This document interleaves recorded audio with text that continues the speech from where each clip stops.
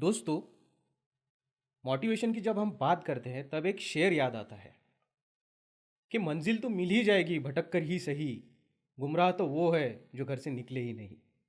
Basically मंजिल जो है, जो लोग मंजिलों पे निकल जाते हैं उनको मिल ही जाती है, और अगर नहीं भी मिली तो जर्नी का इतना मज़ा आता है कि आउटकम की चिंता ही नहीं रहती है। तो आज ऐसे ही मंजिलों के मुसाफिर की एक स्टोरी हम जानेंगे हमारे शो में, जिसका नाम है लेट्स टॉक लाइफ, जहां हम बात करते हैं लोगों के मोटिवेशन के बारे में, उनके माइंड शिफ्ट के बारे में और उनकी जर्नी के बारे में।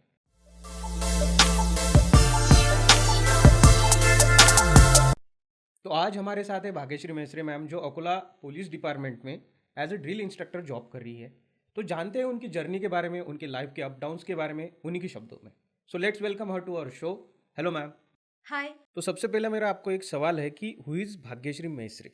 नमस्कार, मेरा नाम भाग्यश्री रामभाऊ मेसरे है। मैं महाराष्ट्र पुलिस डिपार्टमेंट में अकोला डिस्ट्रिक्ट में हम्म, एज ए ड्रिल इंस्ट्रक्टर पद पर हम्म। कार्यरत हूँ।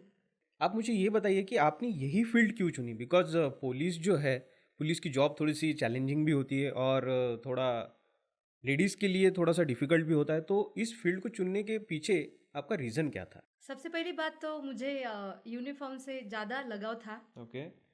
और जो भी समाज में बुराइयाँ होती है उसको फेस करने के लिए कोई पावर होना जरूरी रहता है। राइट। इसकी वजह से मैंने ये फील्ड चूज़ की। Great ma'am. तो और एक सवाल निकल के आता है कि बीइंग अ वुमन आपको इसमें चैलेंजेस क्या फेस करने होते हैं? जब मुझे ये फील्ड चूज़ करना था तो सबसे पहले माँ और पिताजी से जब पूछा कि मुझे पुलिस डिपार्टमेंट में जाना है, तो उन्होंने सबसे पहले मतलब नहीं बोला, ओके। क्योंकि समाज में आज देखते हैं कि कोई लड़की कुछ करती है तो उसकी तरफ देखने का नज़रिया थोड़ा सा डिफरेंट रहता है। राइट। और अभी मैंने जो फील्ड चूज़ की और मैं उसमें सक्सेस भी हो गई, तो अभी समाज में सबका देखने का नज़रिया भी बदल गया और ये मेरे लिए चैलेंज भी था।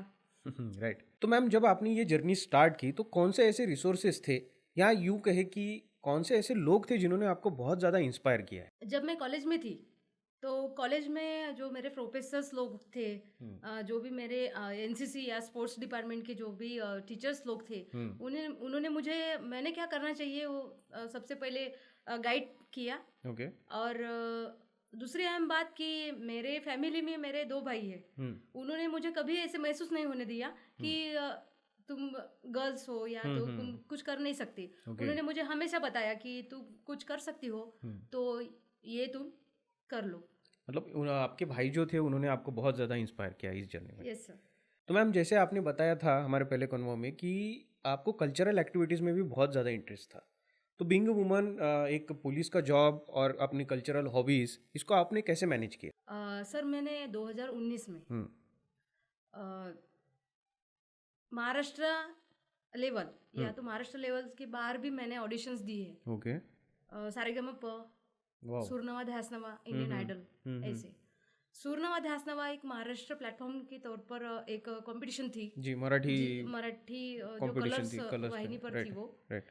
तो सर उसमें मुझे जब मैंने ऑडिशंस दिए तो मैं सबसे पहले सिलेक्ट हो गई। फिर सिलेक्ट होने के बाद मुझे जो भी सर थे जिन्होंने गाइड किया, जो भी मैम थे जिन्होंने मुझे गाइड किया, उन्होंने मुझे मैंने और उसमें मेहनत की, ड्यूटी करके मैंने मेरा जो प्रेजेंटेशन था वो मैंने बेटर कर दिया। क्या बात है। और फिर मैंने सर वो जब मैं फाइनलिस्ट रही तो मैंने मेरा स्टेज शो, मेरा जो प्रोग्राम था सुरनवा ध्यासनवा, उसमें सर मैंने फाइनलिस्ट बन के मैं रिटर्न आ गई सर। आपने बताया था कि आप स्पोर्ट्स में भी बहुत ज़्यादा एक्टिव थी, तो उसके बारे में भी कुछ बताइए।